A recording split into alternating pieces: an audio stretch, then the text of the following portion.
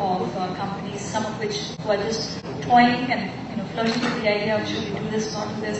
Some of them who will not do it, and some of them who have far more experience. And so I think this is also something that this particular question I'd like to open to the audience also, because you're the ones who are really facing the challenges on a daily basis. You're the ones who are seeing, where is the mismatch between the intention, the policy, and the execution, right? So maybe before I get the two of you to take on that, if we can have a few people from the audience share what has been their experience. Because really, the panel is here to kind of help you move along in the journey, so it doesn't make sense just for them to keep on. So does anyone want to take that? What has been your challenge? Yes, please. Can we have a mic? Okay, I have a question in the meanwhile. I come from a service organization and I have 80% of my population, which is software engineers. They are client-facing, and the intent could be that they want to do all of this, but our design or the way the organization or the business is, we just can't make it happen. So that's the biggest reality of my life. Can you talk about that just a little? So sure. Expand. So typical Infosys or a TCS or a Satya has got 80% of the workforce which is facing the client, or they need to be in front of the terminal 8 hours a day or 6 hours a day to handle. A service industry, typical. In a hotel industry, we don't have waiters here, or in a guard says I will work from home. That's not a reality, right? So the intent is to make it happen, but the realities of the business are very different. Right, excellent question. With your permission, I'm going to take it over. I think one of the things that is very important to realize when we get part of the whole, flexibility, customized workplace, etc., is that people don't recognize that not every job, not every role, and not every position is amenable to the same level of flexibility. So I think you're absolutely right. The guard saying, well, you know what, I'm going to work from home. That just completely defies what the role is all about. Or, pilot in the middle of the ship saying, guys, guess what? I'm kind of done. It's not going to happen, right? So I think one of the things that organizations who are starting on this journey need to be careful about, and this is exactly what Heather was saying, don't just take up a role and stick it in somewhere. You have to deconstruct jobs and figure out where is an opportunity for elements of flexibility and where it is not. It cannot be that any and every role will have the same level of flexibility available to it. And since Heather, you were alluding to it, I'll let you go first before I ask. Yeah, I completely agree, right? In the same way the earlier speaker mentioned that sometimes, HR needs to say no, and I'm never afraid to do that. So, I think there's definitely times and places where it won't work. But, maybe there are scenarios, so instead of allowing work from home, maybe you set up an area in your work site where it's like a relaxation room, or a library area or something like that. So even though, you're allowing those kind of opportunities for employees to take advantage of. Always be looking for the solution, and then sometimes it's a compromise. But, I agree. We have customer service reps, and, they need to be in the office doing their job, and, so that's just kind of the core of what we're asked to do. So, absolutely. Yeah, so while I agree with this, I think one of the issues that I've been seeing is when I look at my management, right, my managers, they're not willing to think that this is possible. Okay, so for example, in Italy, you've got so much of technology that you can leverage to do work out of anywhere. Now, some roles obviously you have to be physically present. There's no option, right? But some roles, especially knowledge workers, okay, really doesn't mind where they're sitting and where they're doing their work from. Okay, but the mentality of the people who are running the project needs to change big time. That's where I face the biggest challenge. But once it changes, pretty much you can be anywhere contributing, as long as your mentality is that you're task driven. You're saying that I need this deliverable by this day. I don't care how much you work in the day or whatever. That's your job. Then you're fine. All right, great. There was a question right at the back. Yeah, you don't have a mic. Do you want a mic? I think I do, because okay. Can someone get this guy? He has a mic. Oh, okay. You have a question. Yeah. So, hi, my name is Raghu. I'm from a company called as Active Technologies. We are a small size company. So what I strongly believe is, the employee engagement is the most essential part, at least, with respect to our organization, where most of people, about 80% of our employees, they work out of the customer location, right? They do projects out of the customer location. And as a founder, I feel that people have to be taken care, because you employ them, you don't see them, you don't talk to them, for a long time, and the engagement is kind of shattered. There's no engagement at all.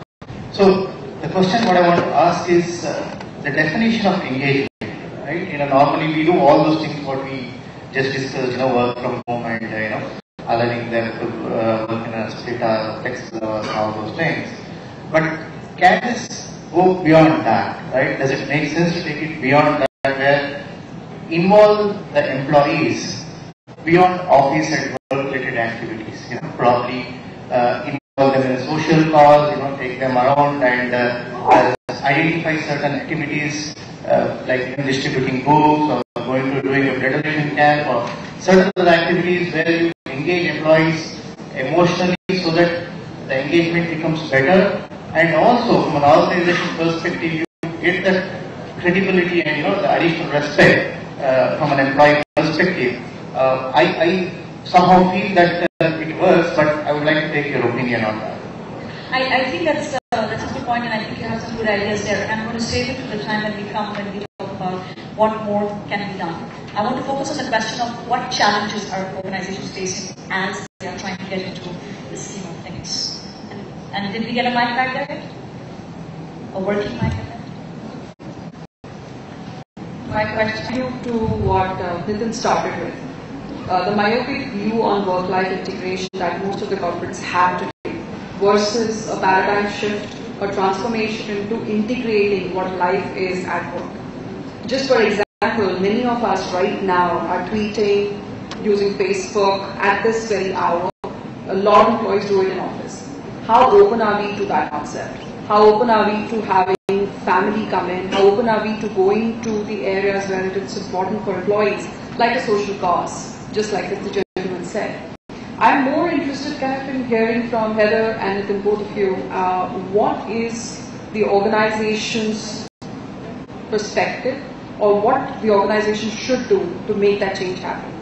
Okay, so if I reframe that question in terms of the chance that even if we decide to go on this sphere, that there is an associated shift that needs to happen in the way these relationships are being handled, and you're finding that that shift is not happening, even if people are, adopting the rhetoric, yes, we want to do this. Alright, so how do you respond to that, Heather? Yeah, so, see, the way I look at it is that the mindset change is the most critical thing, and there are steps that you have to take to make it happen. So two things, right? One is as an organization, what's your operating model, especially from an HR perspective? Are you a policy-driven organization, or are you a people-driven organization? And to me, these are two different things. Let me give you an example. Okay? So, typically most organizations have this, once in a year employee satisfaction survey. And to me, it's completely useless, okay? Because it's like a postmortem, and you typically don't get much out of it. Right? What are your employees really interested in, or what is it that worries them when they're working with you? Okay? Or what's it that they look forward to? There's certain changes that happen in the organization which could impact them. Right? Now, these changes could be happening throughout the year. Okay? So, isn't it a better idea to have a model whereby, let's say the organization is deciding to do something, maybe introduce some new change or some new, some new facility, or whatever you call it. Okay? So, you run a poll. Okay? It's like Facebook, and people can actually say like this, that. Okay?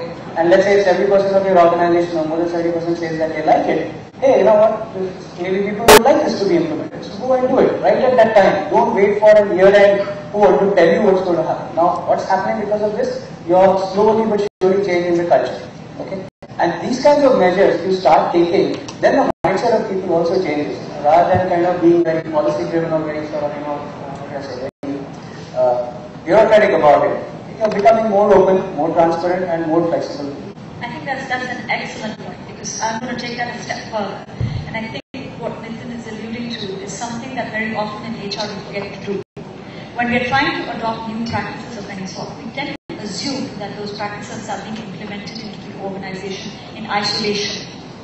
and that while other things may not have succeeded, this one will. Because this seems to be this new age idea that really works, and guess what, it will make us the employer of choice and take us into the next century, etc. But organizations where you find that the mindset around such initiatives is not there, or the culture is not there, I'm willing to take a bet that chances are that when it comes to other HR processes which are aligned towards such practices, which I like to call the next gen HR practices, you will probably find problems cropping up there as well. So I think that you raise an important perspective, which is when you're trying to implement such initiatives into your organization, you need to take a more of a systems perspective on what is the environment in which you are introducing the practice. And to the point that Heather said right at the start, not every environment is ready for that practice. That's something to keep in mind. Heather, you want to add something? Yeah, I just, my thought on that, you're sort of creating this dynamic between policy versus people organized, but I think we have to remember why we have some of those policies, and that's because some of those underlying concepts weren't done well, right? Maybe we didn't have high integrity in place, maybe we didn't have good communication, and I think, we use those policies sometimes in that way.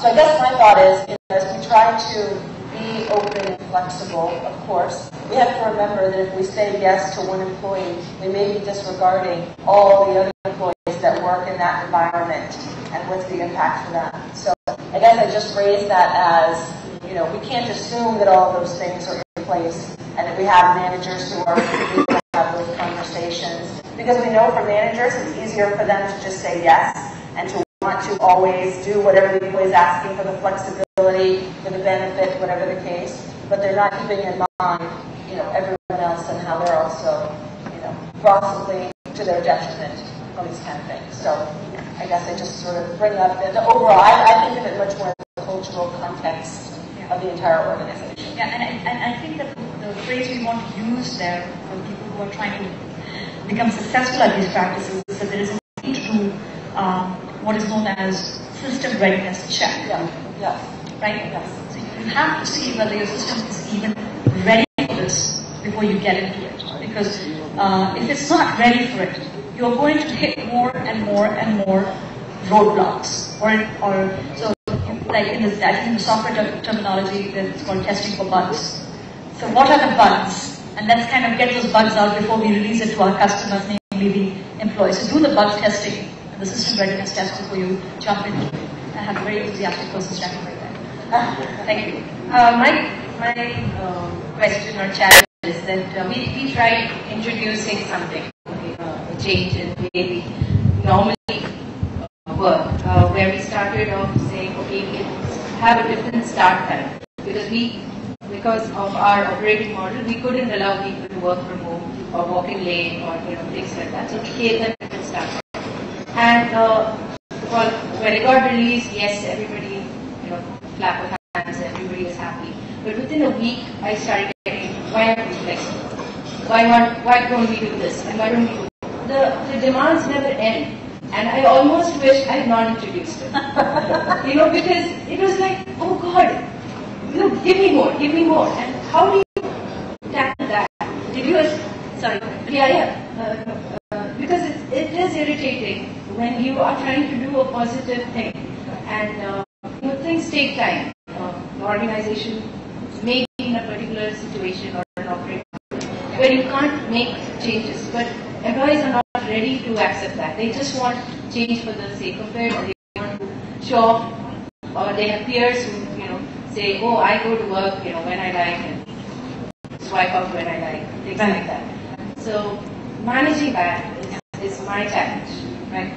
And that's a very good question. As far as wanting more and more and more, you should refer all your employees to Dr. Deepak Patnaik, who will tell them what the problem is wanting more and more and more is. But it's a good question. So how would you suggest that she handle this kind of thing where if I'm hearing you correctly, it's I give an inch and then you want a mile kind of a thing, and where does this thing really stop? And do I really want to do this, right?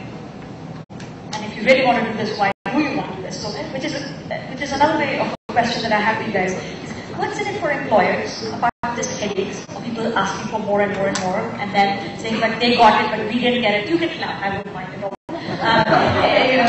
So-and-so got it, but I didn't, and then how is it that the managers are allowed, but the juniors are not, and then I'm in my probation period, and you should have resigned. So it just sounds like a lot of work. I mean, I had enough work already, so what's in it for the employers? Why do it? How handle this? I mean, I think what's in it is it's a lot about the employer brand, and I think it works really well for attracting. I think to your point, that's where it gets challenging once it's actually operationalized in reality. And so I agree. I mean, I do think there are challenges to it. I personally would much rather work in an environment, like I said before, that is open and transparent and respectful, all those kind of things. And I think, employees will choose whether they're willing to flexibility. But I agree, because I don't think there is anywhere you can stop it. We keep customizing it for each person. Like I said, there are all the other employees that are watching that, and they're going to use all of that rationale, and that's where maybe you lose some of your positivity. So, yeah. Okay. What's your take on it? I think I like to call it taking. See, no change is going to be easy, right? And this is like a huge change. So you got to take a leap of faith. There will be initially certain problems that you will face, but somewhere you got to trust your people. Okay, and I can tell you one experience that we had. We had many experiences, but one really stands out. Okay. So most, at least in the IT side, most companies have these draconian information security policies. Okay, which means that your networks have to be secure. Okay, you cannot access the internet during your work hours. You cannot take data on hard drive. The security will check your laptops. Blah blah blah. Okay, now all that is nothing more than just a simple or very stupid decoration, because if someone has to do something, someone will do it. Okay, so point is that how much are you going to really go after it, right? So one of the things that we did, for example, in the company, we used to ask that, right? We changed it. So that day, I'm just kind of opening up. You guys do whatever. Okay. But we had, we used to monitor what was happening. We monitored the traffic, and surprise, okay, the amount of effort that my InfoSec team had to put initially when these policies were in place dramatically reduced, because they came back and said, hey, you know what? There's hardly any instance of people abusing it. Okay, so that's the leap of faith that I'm talking about. And if organizations, if they are willing to take it, I think they will be rewarded. Okay. That's been my experience. Of course, different people have had different experiences. That's what I. Right. And I think another important, the other important point to remember in this story is that when you are launching these initiatives, it is very important to do what is known as expectation setting. If you don't do expectation setting, that's where it kind of gets out of